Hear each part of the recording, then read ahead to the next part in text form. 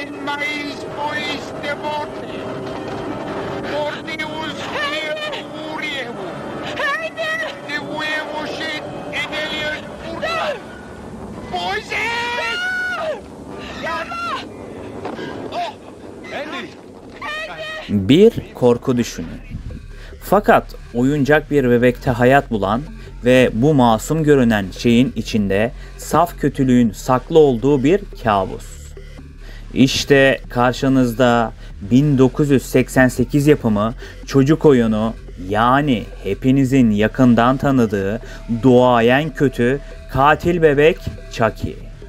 Bugün Chucky adıyla bildiğimiz o oyuncak bebeğin nasıl dehşet dolu bir fenomene dönüştüğünü inceleyeceğiz.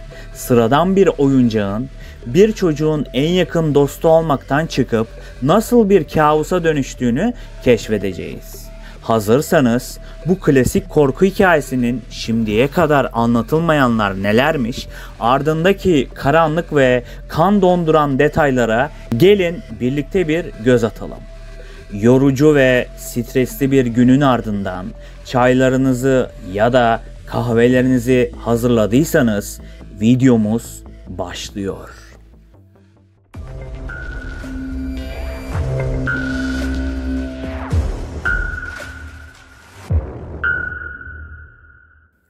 Chucky'nin tam adı Charles Lee Ray.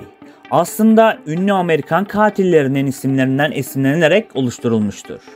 Charles Manson, Lee Harvey Oswald yani Kennedy suikastçısı ve James Earl Ray yani Martin Luther King Jr.'ın katili gibi isimlerin birleşiminden ortaya çıkan Charles Lee Ray karaktere ürkütücü ve kötü şöhretli bir hava katmaktadır. Böylece oyuncak bir bebek ürpertici bir geçmişle doğmuş oluyor.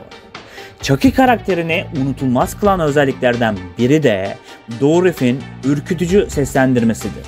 Ancak başlangıçta rol için başka isimler de düşünülmüştü. Dourif'in seçilmesi son anda alınan bir karar olmuştu. Dourif, Chucky'ye verdiği ses tonu ve çarpıcı performansıyla karakteri adeta canlandırmış, hatta bazen kendi seslendirmelerini yaparken öfkeyle kendini boğmaya bile çalışarak rolüne daha fazla derinlik katmıştı.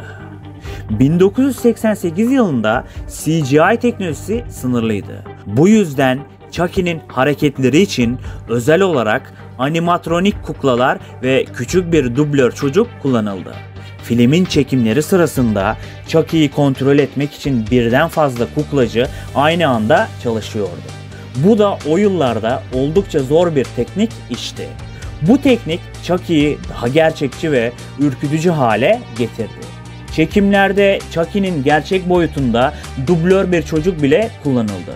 Böylece daha akıcı hareketler elde edilebildi. Çocuk oyunu ilk tasarlandığında hikaye Chucky'nin bir ruh tarafından ele geçirilmesi üzerine değil, Andy'nin Chucky'ye olan kızgınlığı nedeniyle bir büyü yoluyla oyuncak bebeğin canlanması üzerine kurulacaktı. Bu daha psikolojik bir korku temasını taşıyordu. Fakat yönetmen Tom Holland'ın önerisiyle hikaye bir seri katilin ruhunun bebeğe hapsolması yönünde değiştirilmiş. Bu da filmi çok daha ilgi çekici ve benzersiz hale getirmiştir. Chucky'nin giydiği iyi dost kostümü ve parlak renkleri aslında dönemin popüler oyuncak bebeklerinden esinlenilmişti. Ancak karakterin ürkütücü görünümüyle tamamen zıt bir şekilde tasarlanan bu kostüm izleyicilerde ilginç bir ironi yaratmaktaydı. Sevimli görünen bir oyuncağın kanlı ve tehlikeli bir canavara dönüşmesi karakterin etkileyici olmasında önemli bir rol oynamıştı. Çekim sürecinde Chucky'nin animatronik parçalarında sıkça sorunlar yaşanmıştı. Teknoloji oldukça yeniydi. Bu nedenle her bir sahnede Chucky'yi oynatmak son derece zordu ve zaman zaman aksaklıklara neden oluyordu.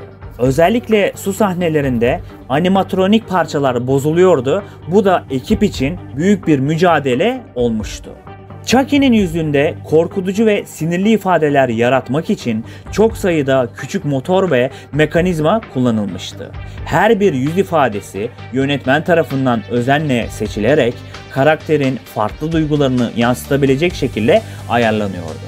Bu özel efektler 80'li yıllarda oldukça gelişmiş bir teknoloji olarak kabul edilmekteydi ve Chucky'nin karakterini daha da çarpıcı kıldı. Filmin ilk ismi aslında Bloody Buddy'ydi. Hikaye Andy'nin Chucky ile kan kardeşi olması ve bu nedenle bebekle arasında özel bir bağ kurulması fikrine dayanıyordu. Ancak bu konsept hem fazla karanlık hem de karmaşık bulunduğu için değiştirildi. Böylece çocuk oyunu adıyla Chucky karakterine odaklanan yeni bir hikaye yaratıldı. İlk filmde Chucky'nin Brett Dourif tarafından seslendirildiği çekim ekibinden bile gizlenmişti. Yönetmen Tom Holland, Chucky'nin ürkütücü doğasını oyunculara daha yoğun bir şekilde hissettirmek için bu sesi sır olarak tutmayı tercih etti. Bu strateji set ekibinde de bir gerginlik yaratarak korku atmosferini güçlendirdi. Çocuk oyunu çekimleri sırasında bazı set üyeleri Chucky kuklasının kontrol edilmediği halde hareket ettiğini gördüklerini iddia ettiler. Bu paranormal söylentiler setin daha ürkütücü bir atmosfer kazanmasına yol açtı. Film ekibinden bazıları çekimler sırasında yaşanan küçük kazaların ve aksaklıkların lanetli bir oyuncak temasına bağlı olduğuna inandılar. Film test gösterimlerinde büyük bir tepki çekmişti.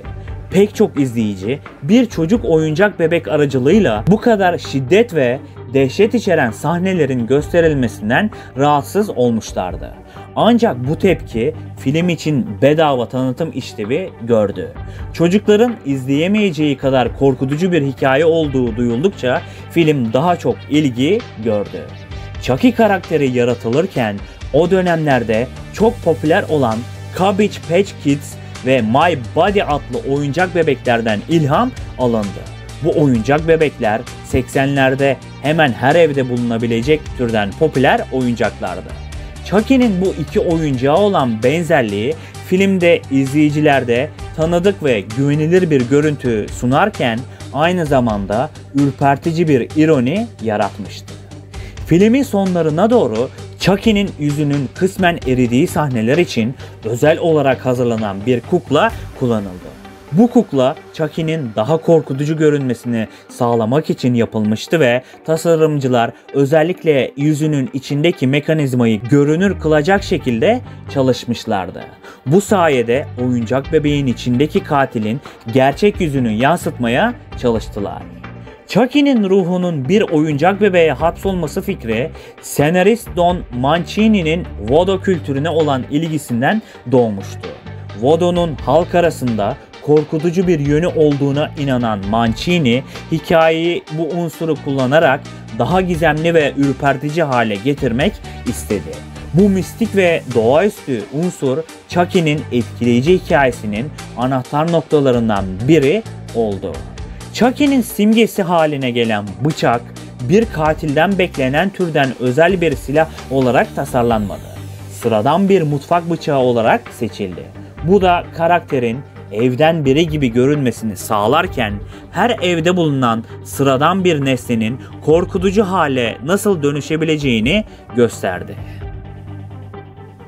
Peki bu filmin gerçek olaylarla nasıl bir bağlantısı var? Gelin buna bir göz atalım. Çocuk oyunu sadece bir film olabilir ama birçok korku hikayesi gibi ilham aldığı gerçek olaylar ve şehir efsaneleri vardır. Chucky karakterine baktığımızda onun lanetli bir oyuncak bebeğe dönüşmesi fikri aslında tamamen hayal ürünü değildi. Gerçek hayatta da lanetli oyuncak bebeklere dair birçok korkutucu hikaye vardır. Belki de en ünlüsü ve bu filme ilham verdiği düşünülen Key West, Florida'da yaşayan Robert adlı lanetli oyuncak bebektir.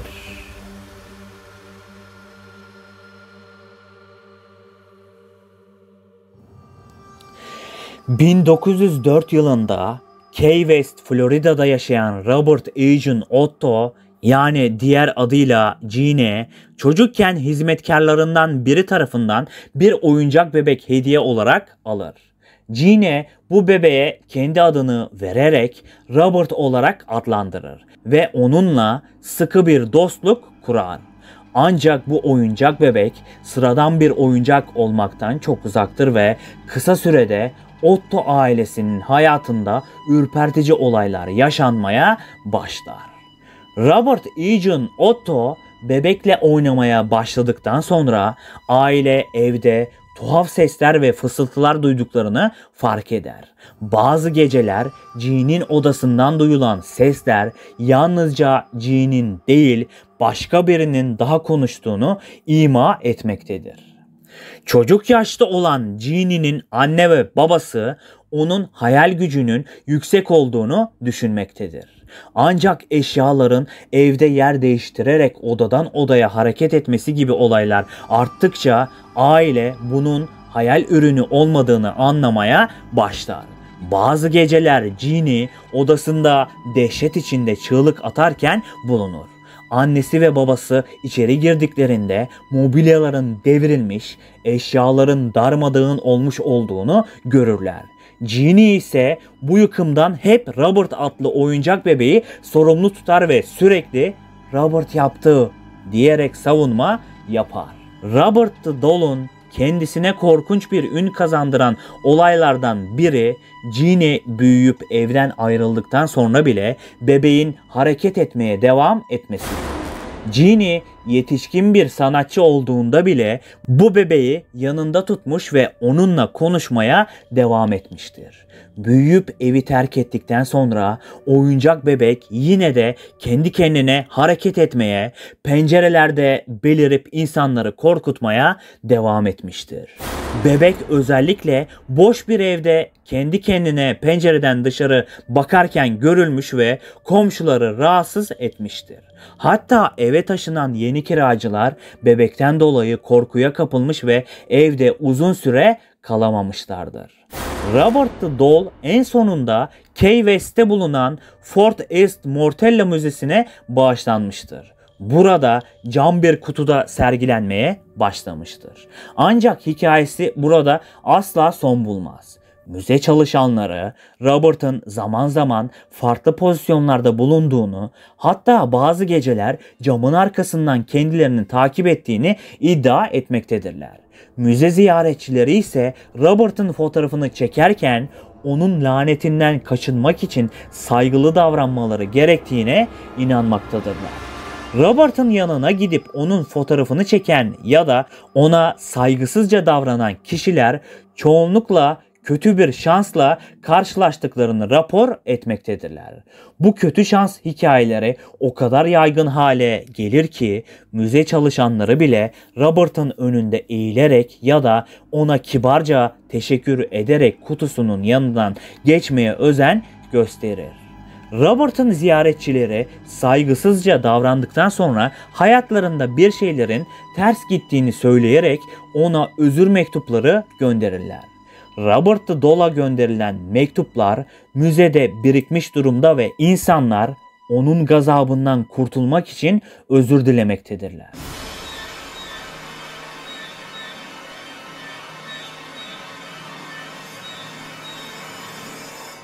Bazı insanlar mektuplarında Robert'ın hayatlarına kötü şans getirdiğini, kazalara, hastalıklara, hatta bazı mali kayıplara neden olduğunu bile belirtmişlerdir.